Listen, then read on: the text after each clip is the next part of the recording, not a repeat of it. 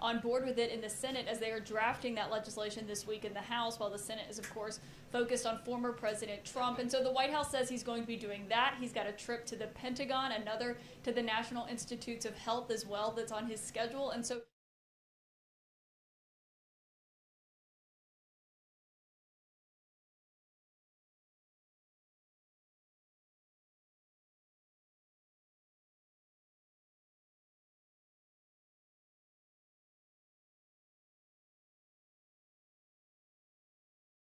to the Senate. So, of course, now here comes the briefing, and we'll talk about it then. There, Jake.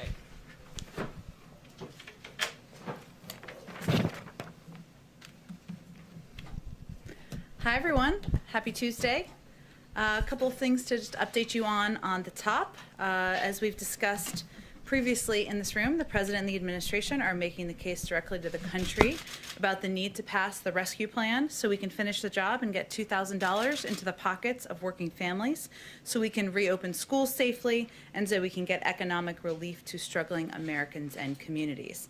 As part of that work, the President, the Vice President, and Treasury Secretary Yellen will meet this afternoon with business leaders to discuss the vital role that the American Rescue Plan will play in saving our economy and getting Americans back to work. Private sector leaders understand how important it is, and we've seen calls from across the political spectrum, from leading business groups to labor and progressive lawmakers, for Congress to act quickly in getting additional economic relief out the door. These calls have been echoed by leading experts and economists who have praised the plan, including top economic advisors to the last 4 presidents, both Democrat and Republican. And analysis after analysis has shown that the economic cost of inaction would be incredibly painful for the American people, something we saw last Friday with the latest month of weak job numbers. But they also know that we have a way to help workers and get our economy back by passing the rescue plan. So a couple of pieces of economic data you all may have seen. A CBO projection last week found that it would take the economy 4 years to bounce back and return to full employment without the rescue plan. Studies by the Brookings Institution and Moody's Analytics found that the economy could recover from the pandemic and return to full employment by the beginning of next year if the rescue plan is enacted. Moody's also found that passing the rescue plan would double economic growth, returning the economy to full employment a full year faster. A couple of other updates from our COVID team. You may have also seen this. Jeff Zients, the COVID coordinator, made a few announcements earlier this afternoon. Today, we announced the launch of our Federal Quality Health Centers, FQHC, vaccination program. Community health centers provide primary care services in underserved areas, reaching almost 30 million people. Under this new program, we will begin directly sending vaccine supply to community health centers, enabling them to vaccinate more of the people they serve, alongside other efforts like mobile health units and community vaccination centers. This announcement is another tool we are providing to state and local leaders in their work to reach underserved and hardest hit populations. Importantly, this program grew in part out of a suggestion from House committee chairs that the President had, of course, had a meeting with them on Friday, but even discussions prior to that. And he informed them during a call this morning that this program would be rolled out. Let's see, last few pieces. We also announced another increase in weekly vaccine allocations to states, tribes, and territories, bringing us up to 11 million doses. So overall, this after weekly increases the past 2 weeks, and it's a net 28% increase to states since we entered government.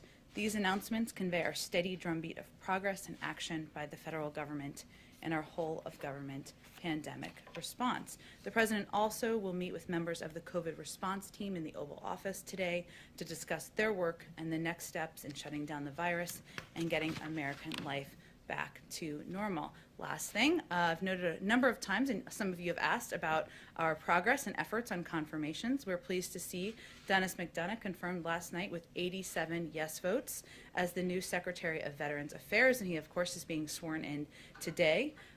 We also would just like to reiterate the importance of getting our nominee, the President's nominee, to lead the Department of Education, Miguel Cardona, confirmed, obviously at a time where The American people are focused on the reopening of schools, focused on doing that safely. This is a step that Congress could take. He's obviously a pivotal and key partner in ensuring we can get that done swiftly and safely.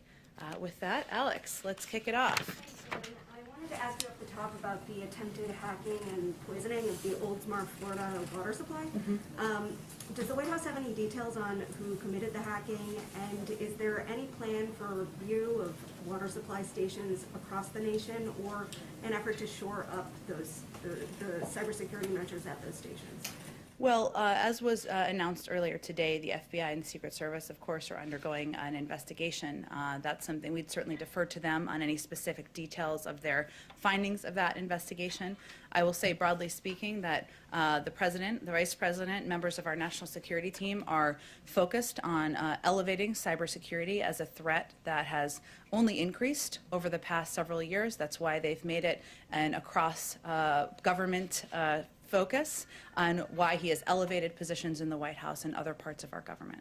And then can you share any details on the President's visit to the Department of Defense? What will he be discussing with Secretary Austin? Sure. The President will visit the Pentagon tomorrow, where he will thank the men and women serving our country and keeping the American people safe. As the first president in 40 years with a child who served in the military, he has a personal connection to the important role of the work of the military, the men and women who serve. He will also discuss the vital role of the Department of Defense in our national security, talk about the significance of having the first African-American Secretary of Defense in history leading the department. The visit has special resonance coming during Black History Month. Over 40% of active duty forces are men and women of color, and you will hear President Biden pay special tribute to the rich history of Black service members tomorrow. Any new policy rollouts tomorrow, or is it just? He will certainly, as I noted, talk about the important role of the Defense Department in our national security, but we will have more to share about that as we get closer to his visit. Go ahead. Oh, let's go. Jeff Ritters, I promised you. Go ahead. Thanks, Jen. Can you tell us how the CEOs were chosen for today's meeting with President Biden?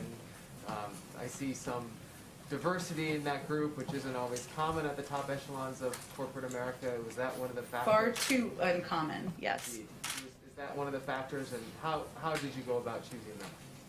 Well, first I would expect that this is the first of many engagements the President will have directly with leaders from the business community, and this was an opportunity to speak directly with some who are major employers in the country, some who are leading the Business Roundtable or other organizational kind of business groups where they speak to many business leaders across the country. So this was an opportunity to have a smaller meeting, it's only about half a dozen, as you know, and discussion about the American Rescue Plan, how it will impact workers and American families, and how they can work together to get people back on their feet.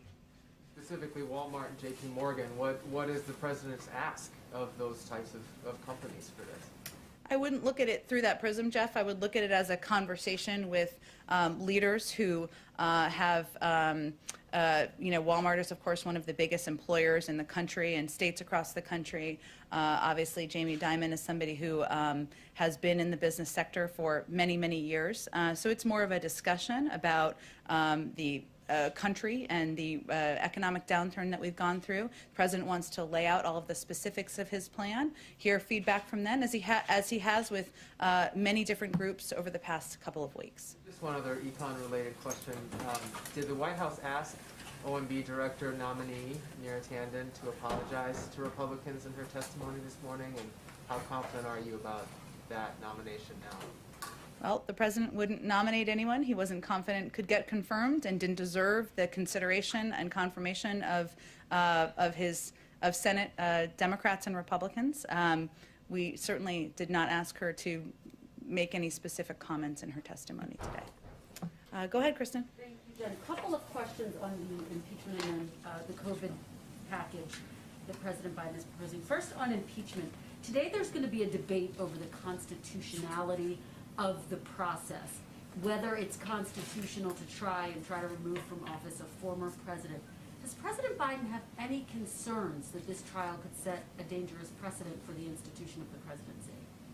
Well, President Biden, we put out a statement following the conclusion of the House vote just a couple of weeks ago, and he made clear in that statement that he felt the process should proceed as history, and many laws predetermine, and he is going to wait for the Senate to determine the outcome of this. But his view is that his role should be currently focused on addressing the needs of the American people, putting people back to work, addressing the pandemic. Does he see it as constitutional?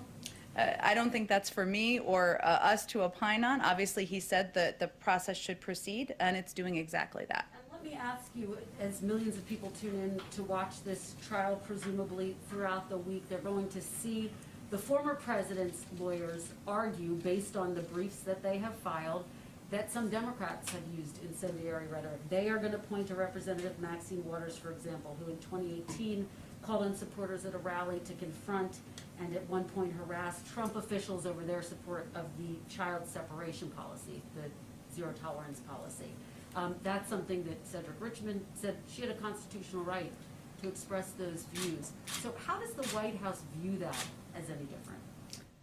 Look, Joe Biden is the president. He's not a pundit. He's not going to opine on the back and forth arguments, nor is he watching them that are taking place in the Senate. Okay, let me ask you about the COVID relief package. Yesterday, the Ways and Means Committee Democrats proposed limiting the $1,400 direct payments to those making $75,000 or less. Is that something that President Biden supports, and does he have any concerns that progressives might not be on board with that? Well, the president has conveyed from the beginning of this discussion that he's open to having a discussion about the thresholds. He has been firm in his resolve that Americans should be made whole on the $2,000 checks, which of course would mean maintaining his firmness on the $1,400 checks, right? But there's been a discussion about the thresholds and what those should look like. And he doesn't feel that families making over $250,000 a year should be the target of this relief. But there is a scale up, right? Even in the recent negotiations from the 75 and from the 150, it's just will reach a certain top thresholds where people would not receive relief. So, but has he determined whether he would support that? Does he support $75,000 as being the threshold? It's not the threshold. That's kind of who would receive the maximum amount. There is then a scale up beyond that. These negotiations are ongoing. We certainly support the discussions as they're happening, and certainly his view is that he's open to the discussion about making them more targeted and ensuring that people who need relief the most receive the relief. Go ahead. I had a couple, but I wanted to follow up on something Jeff asked, which is Jamie Dimon is among those participants, and there's been complaints both that big banks like JP Morgan have made it difficult for small businesses, minority businesses to access PPP loans, and lots of data that shows recently big banks have been scaling back consumer lending and instead buying government securities. And so I know that this is kind of a cheerleading event for the president's legislative package, but is he going to raise either of those issues with Jamie Dimon when he has the opportunity? Well, the president does not have a litmus test that he gives people before he meets with them in the Oval Office. Otherwise, he would not have met with 10 Republicans last week. So they don't agree with him on everything. I'm sure the business leaders would convey that to you. He doesn't agree with them on everything. But this is really a discussion about the American Rescue Plan, a plan that will help spark economic growth, help put people back to work, help get our economy on a path to recovery, and hopefully that's something they can all agree on. And I know that you guys have put together a task force to look at domestic extremism following what happened in January. But there's been a lot of reporting about the breakdowns that have happened in the government ahead of that, coordination between DHS and the FBI and Capitol Police. So I'm wondering, especially as there's chatter indicating that there might be further sort of demonstrations surrounding the election, what, if anything, the administration is doing to Surrounding which election? Sorry, I'm just trying to follow you. The past one. The past one. Yes. Okay. There's been online chatter that there's going to be another demonstration in March here in Washington. My point is the administration doing anything to look at the kind of breakdown that happened within law enforcement and the federal government ahead of January 6th to make sure that it's not replicated in the future? Well, I think one of the steps we took was the president named a head of Homeland Security in the White House, a role that did not exist in the prior administration, who can serve in a coordinating role to ensure that we are in touch with state and local authorities and officials, something that wasn't happening at a pace and with a level of coordination that should have happened in the last administration. We obviously came into office, or the president came into office, and our entire national security team did at a time of heightened alert, even on the day of the inauguration and following. So I would say we certainly are not looking to the past administration as a model, and we are charting our own path to make sure we do things differently. And lastly, the World Health Organization said today that it was extremely unlikely that the coronavirus escaped the lab in Wuhan. And I'm just wondering, especially now that we've sort of resumed our participation in the WHO, if the administration agrees with that assessment. Yeah, we have obviously seen those reports, as I mean the public reporting on it. We're looking forward to receiving the report and the data from the WHO investigation. We haven't looked at the data specifically ourselves, so we'd like to do that. We've expressed our concerns regarding the need for full transparency and access from China and the WHO to all information regarding the earliest days of the pandemic, but we weren't involved directly in the implementation of this investigation, and again, we'll just look forward to reviewing the findings in detail. Go ahead. Oh, we'll come back to you, Caitlin. I'm sorry. Go ahead. Two questions on schools. You opened up talking about reopening schools as being a priority for the administration. Are there any discussions within the administration of providing these kind of rapid tests that are being produced by Illum and other companies to help that move quicker, to get those tests to the local school systems within the states? Well, our focus really at this point in time is waiting for the CDC guidelines to come out and give schools across the country, school districts across the country, the first medical and scientific recommendations and guidelines that have been given from the federal level. And obviously, once those are put out publicly and concluded, we will look for ways to work with states to ensure that schools are getting the resources they need. That's part of why we proposed funding in the American Rescue Plan, but we want to wait to see what the health and medical experts have in those guidelines to ensure we're directing those resources in the right way or working with states to do exactly that. Secondly, on President Biden's transgender rights executive action, specifically when it applies to high school sports. What message would the White House have for trans girls and cis girls who may end up competing against each other and sparking some lawsuits and some concern among parents? So does the administration have guidance for schools on dealing with disputes arising over trans girls competing against and with cis girls? I'm not sure what your question is.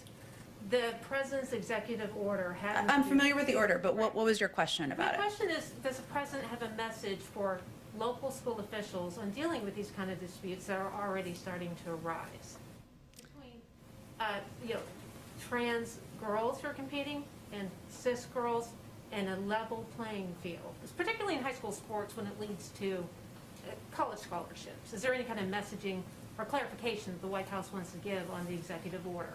I would just say that the president's belief is that trans rights are human rights, and that's why he signed that executive order. And in terms of the determinations by universities and colleges, I would certainly defer to them. Go ahead. Oh, sorry, Caitlin, go ahead. Go ahead, and then we go to the back. Go ahead. It's okay, I don't mind when you call me. I have 3 quick questions. One, on what Democrats have put forward with these stimulus checks. It's not changing the income cap. So instead of limiting it from the $75,000 to get the full $1,400, that's staying where it is. President Biden had said he was open to targeting that. So did he sign off on what the Democrats have now put forward? You mean where the cap stops or where the threshold stops at the top? The cap stops for the full $1,400. Right now it's $75,000 as opposed to $50,000 or what others like Joe Manchin had proposed. So did he sign off on the latest proposal from them yesterday? Well, his proposal was originally 75, right, and 150. And he's open to targeting, which it still will be targeted, because it's about the question of what the threshold goes up to, right? Because prior, in earlier proposals, it had a higher threshold where it went up to a higher income level for families where they would get some version of a check, not the $1,400, right, but a smaller version. So he's fine with with not bringing down that cap at the $75,000 to a $50,000 like others? He supports that. Where the status of the negotiations is at this point, yes, of the $75,000. Okay, my second question is, we had the acting attorney general ask all of the Trump-appointed U.S. attorneys to resign from their post, with the exception of two, the one overseeing the beginnings of the Russia probe and the one overseeing Hunter Biden's tax probe. Can you comment on that? As you know, this has been commonplace among previous administrations, and we look forward to working with the Senate to swiftly fill these openings in the coming weeks. The President has also made clear that he wants to restore the independence of the Department of Justice and to ensure it remains free of any undue political influence. That will be helped when our Attorney General is, of course, confirmed. But the decision to leave two U.S. attorneys in their roles is a reflection of that commitment. Okay, so he had no conversations with the acting attorney general about the two who remained in their post? In what way? You mean who would leave? President Biden didn't have any did he have any conversations with the acting attorney general about leaving the U.S. attorney in Delaware and Connecticut in their post? These were decisions that were made in order to fulfill his promise of maintaining independence and ensuring that he sent that message in every action that was taken. Okay, and my last question, I know you said the president is not a pundit. I think we all agree with that, understand that, but he is the first president to be in office and have a former president, his predecessor, go and face an impeachment trial just down the street. So how can he not weigh in on whether or not it's constitutional, given he is the current office holder? And the questions of what precedent this sets and whether or not he agrees that it's constitutional. Well, again, this is obviously a big story in the country. No one's denying that here, and there's certainly going to be a lot of attention and focus on it. But our focus and the president's focus is on putting people back to work, getting the pandemic under control, and that means we're not going to weigh in on every question about the impeachment trial, and we don't feel it's necessary or our role to do that. Go ahead. Couple topics, I'll get through them quick. The CBO is projecting that raising the federal minimum wage to $15 an hour would lift 900,000 people out of poverty, but it would cost 1.4 million jobs. That is a difference of 500,000 people. What happens to them? I would also say that in the CBO findings, I should say, that they've also concluded that 27 million American workers millions of low-wage workers, I should say, 27 million American workers would be able to would help get them out of poverty. So there's a huge impact of raising the minimum wage. That's why the president supports it. There are also many other economic studies that show that raising the minimum wage has minimal impact on employment. A study of U.S. state-level minimum wage changes over 4 decades found that the number of jobs remained essentially unchanged over the 5 years following the increase. So the president supports it because he believes that raising the minimum wage is something that American workers, American families deserve, and that lifting 27 million American workers out of poverty, reducing inequality, would be a very positive step for our country. And once there's an agreement, does President Biden support sending stimulus benefits to undocumented immigrants? Again, I don't, if somebody has a social security number, like a child or a spouse, then they would be eligible, but he supports sending benefits to people who are eligible as a part of his proposal. Okay, and then on transparency, I have a very specific question about Okay. Executive Order 13891. One of the president's executive orders on the first day revoked a policy that required federal agencies to post their guidance on a searchable database. There are questions now on Capitol Hill from some Republican senators about why that was revoked. And so now the question to you. Well, agencies have definitely not been told to take down databases or other public information. That would be inconsistent, which I think is why you're asking the question, with what the president has talked about, what the vice president talked about. We want agencies to use all the tools available to them to make public policies transparent and accessible. However, this executive order was revoked because it created unnecessary hurdles and cumbersome processes for agencies that wanted to get guidance out to the public. In some cases, it was resulting in the delay of information going out more publicly by a couple of weeks or even a couple of months. That's obviously not acceptable, and we want it to be more efficient than that. And one quick one on conflicts of interest and some reporting that's been done by our colleagues at other networks. The president's son-in-law, Dr. Howard Krein, was advising candidate Biden on COVID-19 response while he was investing in companies involved with the COVID-19 response through his company, Startup Health. Dr. Krein has been at the White House since the inauguration. Is he still advising the president on COVID-19 response? Well, Dr. Krein is his son-in-law. The Which is president. why there are questions about a potential conflict Well, of and I think interest. he was here because the president was inaugurated recently, which is understandable. The president has made clear that there will be an absolute wall between him and any businesses connected with his family members. And as he reiterated just last week, no family member is going to have an office in the White House or be involved in any government policy making. That applies to his son-in-law and applies to every single member of his family. Just from a broad perspective, though, like the 30,000-foot view of this, candidate Biden was very concerned about the last president's potential conflicts of interest. At one point in 2019, he tweeted, hosting the G7 at Trump's hotel, a president should never be able to use the office for personal gain. So how is the White House going to guarantee to members of the public that nobody in the family is using the office for personal gain? We've put in place stringent policies in order to ensure that it is not being used for personal gain. There's not a single member of the family who is employed at the White House, will have an office in the White House, or will benefit financially. And those are strict ethics requirements that have been put in place and the president has approved. Go ahead. Thank you. Two questions, if I might. One, on the president's stimulus package, you've been arguing consistently that his goal of unity doesn't mean creating a one-party, right?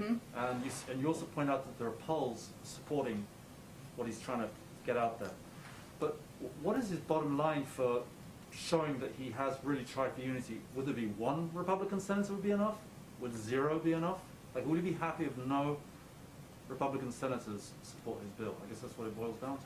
Well, the president is certainly hopeful that the process that's underway now, the markups that are happening in the House, the markups that will then proceed in the Senate, will provide an opportunity for Republicans, Democrats of all different political stripes, to put their ideas forward and have those ideas considered.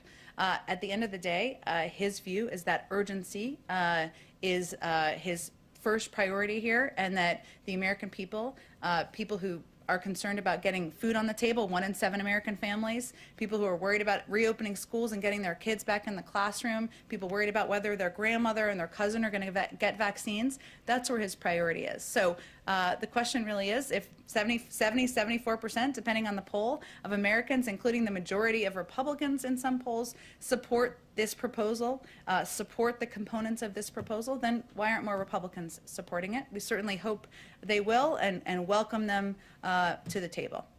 Go ahead in the back. I did have one other small Sure. one, if you don't mind. This is literally a housekeeping question. Okay. People keep saying Literally Yeah, housekeeping. this is Okay. actually housekeeping. Okay. You're probably going to say it's I'm very interested to hear what this is, but go You're probably ahead. going to say it's the airplane question of today, but I certainly am not. I've learned my lesson on that it's one. not the airplane, I promise you, but it's closer to the ground. President Trump, former President Trump, he broke tradition by not having his predecessor have a portrait hanged up here. That, as far as I understand, that was something that was considered totally the normal thing to do. Will President Biden be inviting his predecessor to hang up a portrait somewhere? And will he get the Obamas back in to finally get their ceremony? I have no portrait revealings or portrait plans or portrait events to preview for you, but I have not been given any indication that we would break with tradition in that regard. Go ahead. Thank you, ma'am. This is distinctly not an impeachment question, but... Okay. It can be an impeachment question. You can ask whatever you want. Go ahead. Thank you. Does the president believe that former President Trump engaged in insurrection as described in Section 3 of the 14th Amendment? The president has put out multiple statements conveying that what the president did and his words and his actions were, and of course the events of January 6th, were a threat to our democracy. But he ran against him because he was concerned that former President Trump was unfit for office, in part because of his past history of invoking violence around the country. So President Trump is not here because, former President Trump is not here because President Biden defeated him. More of the American people voted for him, and now his focus is on delivering on his promises to the American people. On an unrelated note, where does the president stand on an effort in California to recall Gavin Newsom? I have not spoken with the president about the recall, I should say, or the efforts to recall former Governor Newsom. Obviously, he is somebody who he has been engaged with in the past. They have a range of issues they have common agreement on, from the need to address climate change, to put people back to work, to address the COVID crisis. We remain closely engaged with him in his office. Go ahead. Thank you, ma'am. I've got a quick personnel question and then 2 follow-ups. About a year ago in March, President Biden said that Beto O'Rourke would be helping him when it came to his push for gun control. Does Mr. O'Rourke have any official role here at the White House, or has the president discussed anyone with him? He doesn't have any official role. Obviously, the president spoke that back then during the campaign, and I know still has admiration for the role that Beto O'Rourke played in elevating the issue of gun violence and the need for gun safety measures, but I don't have any personnel announcements to make. And then you talked about hopes for transparency from China, and you talked about the need to get that data from the World Health Organization. Earlier in the pandemic, April and May, there was a lot of criticism that the World Health Organization was praising China for its transparency at a moment when China certainly wasn't. Are there any type of reforms now that the United States has rejoined that President Biden would like to see from the World Health Organization? Well, one of the reasons, of course, that we want to take a look at the data ourselves is because we were not involved in the planning and implementation of the investigation.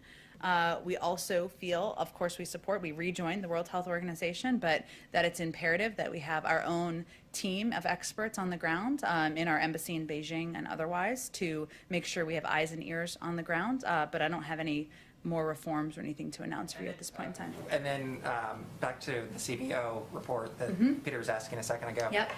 Is there a specific plan for anyone who would lose their job if the minimum wage is increased, or is it just a hope that CBO is wrong about those numbers? Well, remember that the plan, the American Rescue Plan, why there was a score of any component of it, would put millions of people to work. And that is also something that outside economists and many studies have shown. And so our whole objective here is to make sure, make sure we are getting people the assistance they need, make sure we are putting vaccines in the arms of Americans, and make sure we are, reopening schools. And let me just remedy something I just said.